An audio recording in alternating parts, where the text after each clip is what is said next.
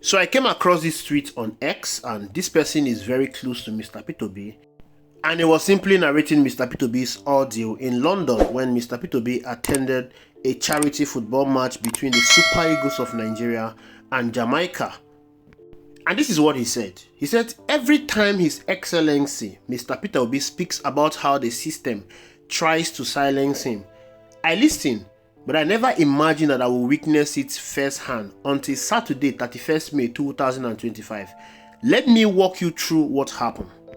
I accompanied Mr. Obi to London Business School, where he engaged in a fireside chat hosted by the African Business Club, the team From Promise to Prosperity, Cutting Africa's Development with Political Will and Vision, a powerful and inspiring session with question and answer. After the event, we boarded an Uber to Brentford Community Stadium, where Nigeria faced Jamaica in the Unity Cup final. At the entrance, we ran into the band, who came to perform at the event. We slipped in and sat near the Nigerian team. The match ended 2-2 and went to penalties. As it got intense, the crowd, mostly young Nigerians, started chanting Obi, Obi, Obi. Some players began noticing him too. To avoid becoming a distraction, Mr. Obi quietly stepped back, cheering the team from a distance during the penalty shootout. But after Nigeria won, some officials invited him to join their post-match photo session. True to form, he politely asked them to get clearance from the officials. Suddenly, everything changed. One of the officials, after a phone call, returned with a hardened face and shouted, he is not allowed to take pictures with the team. Just moments earlier, the same officials were being visibly excited about Mr. Obi's presence. The transformation was disturbing. It was clear someone had given a directive. The atmosphere shifted instantly. One player, still determined, tried to greet him after the photos, but from the pitch, a voice thundered, "You have been told not to greet him." Security physically blocked the player from reaching Mr. Peter Obi. The players, visibly upset, walked off the pitch straight to the dressing room. It was shocking to witness.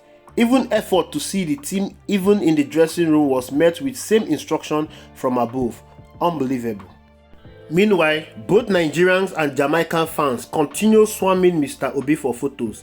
They didn't care about politics, only the man they respect. I left the stadium thinking, even in football, a sport meant to unite us, politics has been weaponized. That moment deepened my resolve. In 2027, we must build a country where no one is silenced based on party affiliation, a nation where everyone is equal. The end. I have never seen an incumbent president so scared about losing the next election like Bola Ahmed Tinubu. I have never seen an incumbent president so insecure like Bola Ahmed Tinubu. But you don't have to blame him because he knows what he's going through. He knows that he did not win the last election. Bola Ahmed Tinubu knows who won the last election. He knows who is his biggest challenger. I can tell you for a free, if it was Atiku Abubakar that came here, no one would have bit an eyelid. They wouldn't have even recognized his presence. What happened to Mr. P2B in London is the same thing that happened when he wanted to visit Benue State to commiserate with victims of the terrorist attack in Benue State. They stopped him not to enter Benue State, not because they don't want his money, not because they don't want his presence, but because of politics. They feel like Mr. P2B is getting all the recognition. They feel like Mr. P2B is getting all the support that should be going to the president. We are talking about someone that was adjudged to have come third in the last election by the Independent National Electoral Commission. I mean, if there should be anybody they are scared about, it should be Atiku Abubakar, who was adjudged to have come second. No one give a hoot about Atiku Abubakar. They don't attack him the same way they attack Mr. Peter Obi. The reason is very simple. They know who won that election. They know who is their biggest challenger. All they are trying to do is to extinguish the fire that is burning within Mr. Peter Obi. All they want to do is to dim the recognition that Nigerians are giving to Mr. Peter Obi. They want to ensure that Mr. Peter Obi stop receiving the support he's getting across all over the country. But the problem is Mr. Peter Obi's presence terrifies them. Just imagine going to felicitate with the players in London. He was being stopped not to take photos with them. Of course, they have to act in this manner because Mr. P2B's presence is going to generate a lot of excitement. They saw what happened in Ivory Coast when Mr. P2B was in the stadium during the quarter-final stage. They saw the excitement that his presence generated. This was the same stadium that the Vice President of Nigeria, Kashim Shettima, was also present. But nobody recognized him. Nobody felicitated with him. They were not excited to see him, but they were all excited to see Mr. Peter Obi. And they went on chanting his name, Obi, Obi, Obi. The same thing happened when the Super Eagles played the match in Uyo here. Mr. P2B went there to felicitate with the Super Eagles and the crowd went wild. They celebrated him, even in the presence of the governor. They did not recognize the governor of the state. They recognized Mr. Peter Obi. Oh, lest I forget, Sanwo-Olu was also in that stadium. They did not recognize him, but they recognized Mr. Peter Obi. All of this is not going unnoticed. The presidency is aware of what Mr. P2B is doing. The presidency is aware of the kind of love and excitement that Mr. P2B elicits wherever he goes. The presidency is aware that the people love Mr. Peter Obi. They know that they cannot stop the people from loving Mr. P2B, but what they think that they cannot tolerate and they cannot allow to go on is what they think that Mr. P2B is rubbing it on their faces. But the truth is, Mr. P2B cannot help it. If Mr. P2B has his way, he will not even want the people to be praising him and singing his name wherever he goes the way they are doing it. If Mr. P2B has his way, he will just want to silently go to an event and come back without even being noticed. But he cannot help it. Mr. P2B did not choose this recognition and fame for himself. The Nigerian people gave it to him. They choose him. They love him. Stopping Mr. P2B from taking pictures with the Nigerian Super Eagles, asking the governor of Benue State to stop Mr. P2B from coming to Benue State will not take away the love the people have for Mr. Peter Obi. The love they have for Mr. P2B is not monetarily induced, like what we see from other politicians that spend billions to get love and recognitions from the people. The presidency is doing everything possible to break the rank of Mr. Peter Obi because they believe that Mr. P2B is their biggest challenger ahead of the 2027 general election. But this incident that occurred in London should worry every one of us.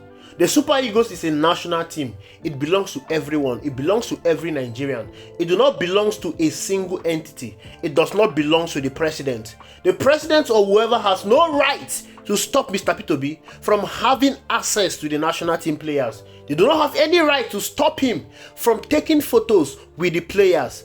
But because we have politicized everything in this country and this act seems like a normal act, it is dangerous.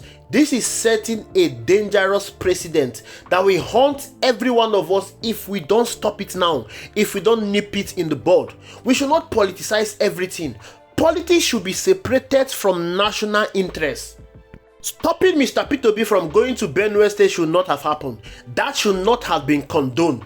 People involved in it should be condemned. It is politics. You don't play politics with people's life. Mr. P2B's visit was to commiserate with those that were affected by the terrorist attack in Benue State and equally donate money to them.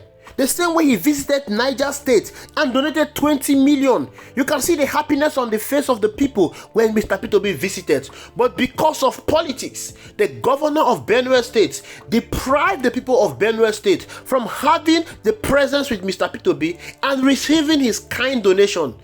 After playing politics with the life of the people by stopping Mr. P2B from visiting Benue State, did he stop the attack? No.